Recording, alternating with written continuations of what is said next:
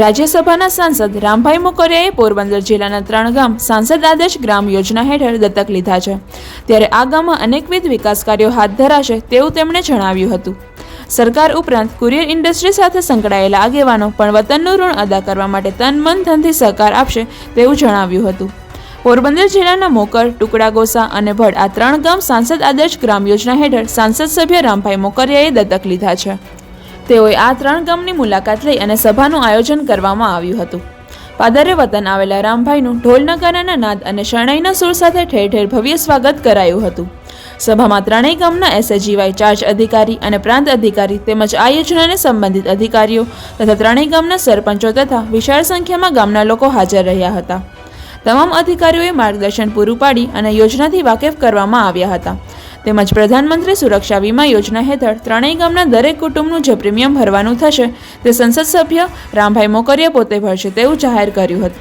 આ ઉપરાંત પંડિત દીનદયાળ આવાસ યોજના, એનએફએસએ યોજના, ઝૂંપડા વીજળીકરણ યોજના, પીએમજેવાય, માતૃશક્તિ વંદના યોજના વગેરે યોજનાના લાભાર્થીઓને કીટ તથા પ્રમાણપત્રો વિતરણ કરવામાં આવ્યા હતા.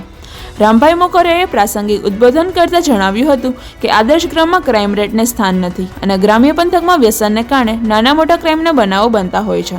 તેથી સંપૂર્ણપણે શાંત અને આદર્શ ગામ એ જ કહેવાય કે જ્યાં આ પ્રકારના ક્રાઇમના બનાવો અને વ્યસનને કારણે થતી બીમારીને અટકાવી શકાય અને તો જ ગ્રામજનો ખરા અર્થમાં સ્વસ્થ બનશે. તેમણે વધુમાં જણાવ્યું હતું કે વ્યસનથી શારીરિક, માનસિક, આર્થિક અને સામાજિક એમ અનેક પ્રકારનું નુકસાન થાય છે. તેથી આ પ્રકારની પરિસ્થિતિનું નિર્માણ થાય નહીં તે માટે વ્યક્તિગત જાગૃતિ ખૂબ જ જરૂરી બની છે અને લોકો પણ હવે દિવસે દિવસે આ મુદ્દે જાગૃત બનીને આ બાબતને ગંભીરતાથી લેશે તો જ સ્વસ્થ સમાજનું નિર્માણ શક્ય બનશે. તેમ જણાવીને તેઓએ વ્યસન મુક્તિ ઝુંબેશને આગળ ધપાવવા ઉપર ખાસ ભાર મૂક્યો હતો. રામભાઈએ વધુમાં જણાવ્યું હતું કે તેમણે જે 3 ગામ દત્તક લીધા છે તેમાંથી 2 ગામ મોકર અને ટુકડાગોસામાં અસંખ્ય પરિવારો કુરિયર ઇન્ડસ્ટ્રી સાથે સંકળાયેલા છે અને તેઓ દેશના આર્થિક વિકાસમાં યોગદાન આપી રહ્યા છે.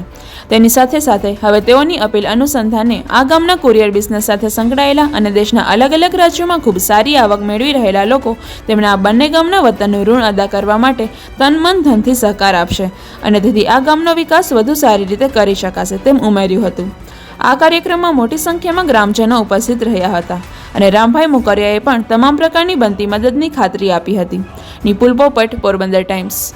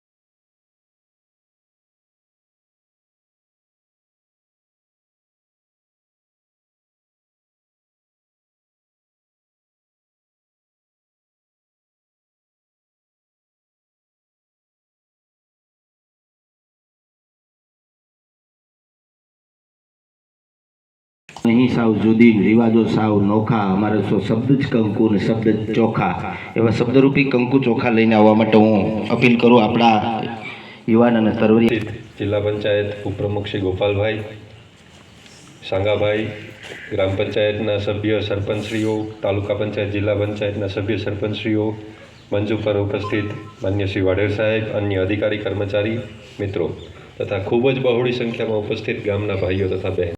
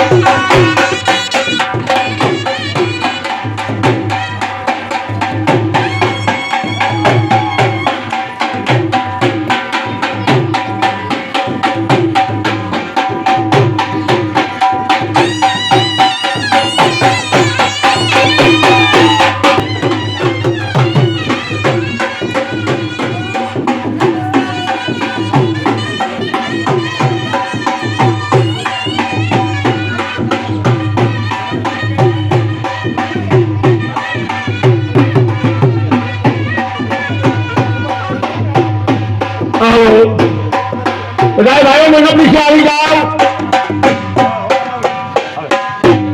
પધારો પધારો પધારો. અરે અમારે ગોગલ ગામના પોતાની જગ્યાએ બેસી જાય. મંડપ નીચે આવી જાઓ મારો ભાઈ.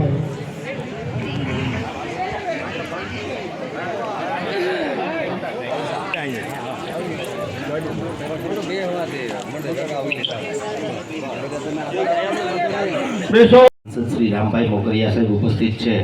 અને એમણે આ ગામ છે એ દત્તક લીધેલું છે. એ નિમિત્તેનો આપણા કાર્યક્રમ જોરદાર કાર્યક્રમ આપણે સ્વાગત કરીએ. આજના કાર્યક્રમની પરંપરા છે, એ પરંપરા મુજબ આપણે સ્વાગત ગીતથી આપણી રસમ છે એ પૂરી કરી અને મહેમાનોને સત્કારીએ. તો સૌપ્રથમ આપણી ગામની બાળાઓને વિનંતી કરું કે સ્વાગત ગીત રજૂ કરી અને આપ સૌ ઉપસ્થિત મહેમાનો અને આપ સૌ ગ્રામજનોને આજના કાર્યક્રમમાં સત્કારે.